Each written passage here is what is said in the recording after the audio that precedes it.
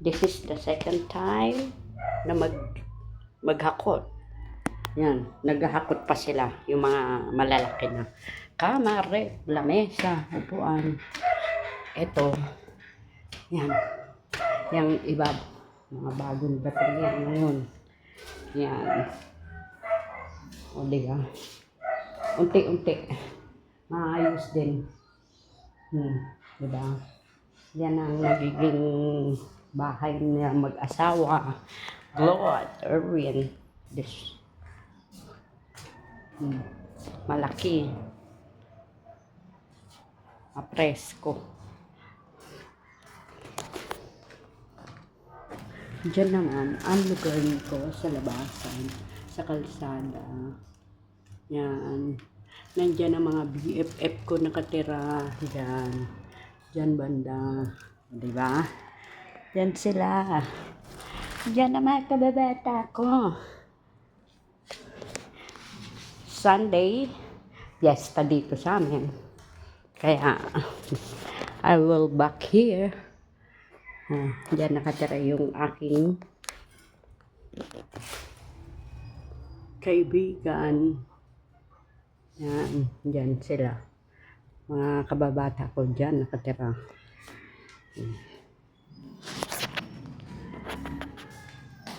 Ito yung aming harap dati. Harap. Ito, bahay na ng kuya ko yan. Yan, pinagawaan nila. Bahay ng kuya ko. Yan.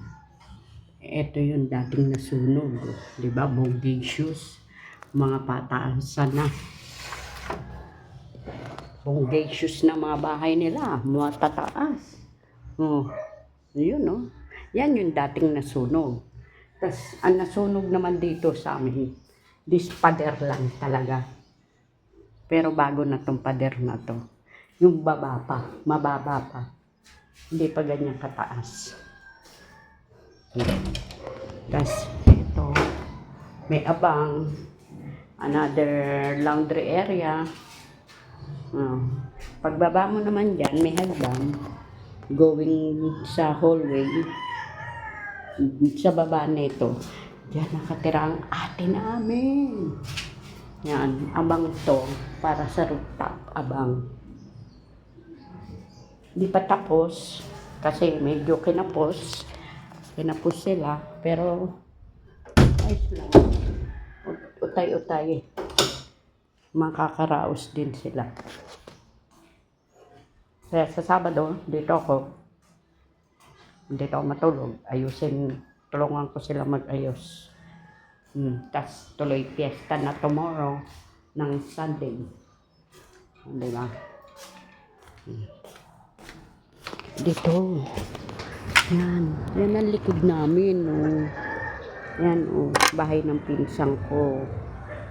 Toto. Bahay ng pinsang ko. Tapos, ito. Dati, mayaman yan. Yan. Mayaman yan. Tsaka to, si Mrs. Cruz. Diyan. Mayayaman. Ito ang malalaking bahay dati sa amin. Mayayaman yung mga yan. Ayan ang aming sapa. Dati ang lapad niyan, sapa na yan. Ngayon, ganyan na lang kakipot. Kaya pag umulan, wala. Baha agad. Doon sa likod. Wala na space. Oh. Binarahan na nila. Oh no. Binarahan na nila yung kanal. Dapat yun open yun. Diba guys?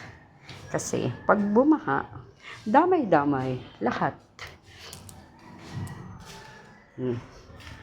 May hagdan. Pag to, lalagyan pa to ng railings, ng parang hawakan.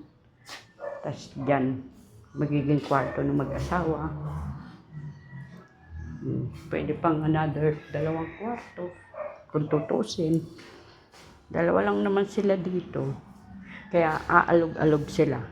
Pero sa gamit, hindi. Ang dami nilang gamit. Diba? Ganyan talaga.